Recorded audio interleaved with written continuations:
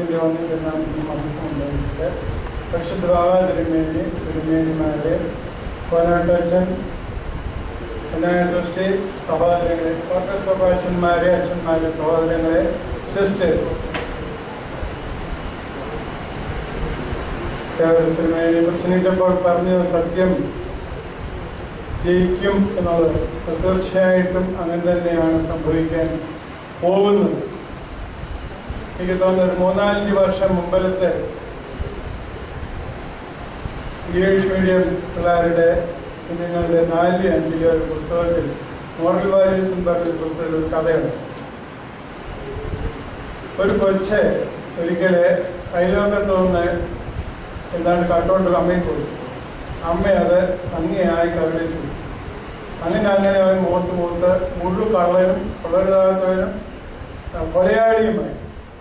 കൊലയാളിയായി കഴിഞ്ഞ് അവനെ പിടിച്ച് ജയിലിട്ട് തൂക്കാൻ നേരത്ത് അവനോട് ചോദിച്ചു, നിനക്ക് എന്നാണ് ആഗ്രഹം? അപ്പോൾ പറഞ്ഞു, അമ്മയോട് എനിക്കൊരു സഹായം പറയാനുണ്ട്.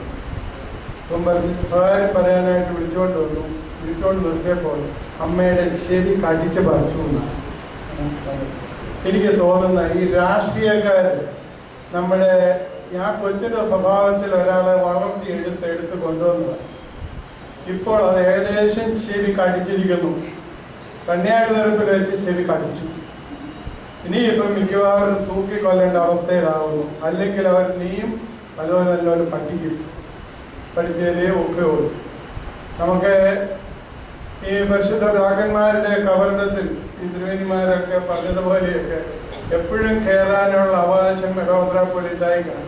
ഇടവത്രാപ്പോലിത്തായി ചാപ്പലാണെന്ന് കോടതി തന്നെ തീർത്ത് പറഞ്ഞിട്ടുണ്ട്. പിന്നെ എന്താണ് അവകാശമെന്ന് ഒരു പിടിയുമില്ല. പിന്നെ ആ പിതാക്കന്മാരുടെ ആണ്ടടുത്ത് വരുമ്പോൾ ആ പരിശുദ്ധന്മാരുടെ ഹൃദയം വേദനിപ്പിക്കാൻ ഇവിടെ ചില അഭിപ്രായങ്ങളൊക്കെ ചിലർ കാട്ടിക്കൊടുക്കും. അവരുടെയും ക്ഷമ നശിച്ചു തുടങ്ങിക്കാണും. തീർച്ചയായും ഇതിന് അറുതി ഉണ്ടാവും. അധികം താമസിയാതെ നമ്മൾ വിഷമിക്കേണ്ടതില്ല. അതിനൊരു സൂചനയും കൂടി തെക്കുന്നുണ്ട്. എന്താണ് കാരണം എന്ന് വെച്ചാൽ നമ്മുടെ ആൾക്കാരുള്ളടുത്ത് ഇത് പഠിപ്പിക്കുന്നില്ലെന്നുള്ളതുകൊണ്ട് അവർക്കിത് മനസ്സിലാകുന്നില്ലതുകൊണ്ട് പരുമലപ്പള്ളി ഇപ്പം ഞങ്ങളുടേതാണെന്ന് പറഞ്ഞ് അങ്ങോട്ട് കുറച്ചു നേരം ഞങ്ങൾ വിട്ടിട്ടു. ആ പരുമലപ്പള്ളി കയറാനുള്ള ഒരുക്കം തുടങ്ങിയതിന് ശേഷം തെക്കൊന്ന് ഉണർന്നിട്ടുണ്ട്. ഇനിയിപ്പം എനിക്ക് പറയാനുള്ളത് എറണാകുളം ജില്ലയിൽ പുതിയ സഭയാണ്. 2002 ഭരണഘടന പ്രകാരം ഒരു പുതിയ സഭയാണത്. അത് പുതിയ ഭരണഘടന ഉണ്ടാകുമ്പോൾ അത് പുതിയ സഭയാണ്. ആ പുതിയ സഭയിലെ ആൾക്കാർ എത്രമാത്രം ഉണ്ടെന്ന് മൊത്തത്തിൽ ഒരു കണക്കെടുപ്പ് നടത്തട്ടെ. എല്ലാവരും വിചാരിച്ചിരിക്കുന്ന അങ്കമാലി ഭദ്രാസനത്തില് മുഴുവൻ പാത്രികേയരാണ്. കുറുപ്പംപടി പള്ളിയിൽ എത്ര ഓർത്തഡോക്സുകാരുണ്ടെന്നാണ് നിങ്ങൾ ധരിച്ചേക്കുന്നത്. ഒരു വലിയ മനുഷ്യൻ എടുത്ത മെത്രാപ്പോലീത്തയായിരുന്നു. അദ്ദേഹം പ്രശ്നങ്ങൾ ഉണ്ടാകരുതെന്ന് ആഗ്രഹിച്ചിരുന്നു. കോടതിയുടെ വിധിയെയും അതുപോലെ നീതിന്യായത്തെയും ഭയന്നിരുന്നു. അതനുസരിച്ച് ഇത് സഭയ്ക്ക് ലഭിക്കും എന്നുള്ള വിശ്വാസത്തിലാണ് അങ്ങനെയുള്ള കാര്യങ്ങളൊക്കെ പോകാതിരുന്നത്. അദ്ദേഹത്തെ കുറുപ്പംപടിയിലെ അച്ഛന്മാർ വന്നു വിളിച്ചതാണ്. അങ്ങനെ അനേകം 145 പള്ളികളിലും പലരുടെയും കസ്റ്റഡിയിൽ വെച്ചിട്ട് അഹങ്കരിക്കുകയാണ് അവരുടേതെന്ന് പറഞ്ഞു.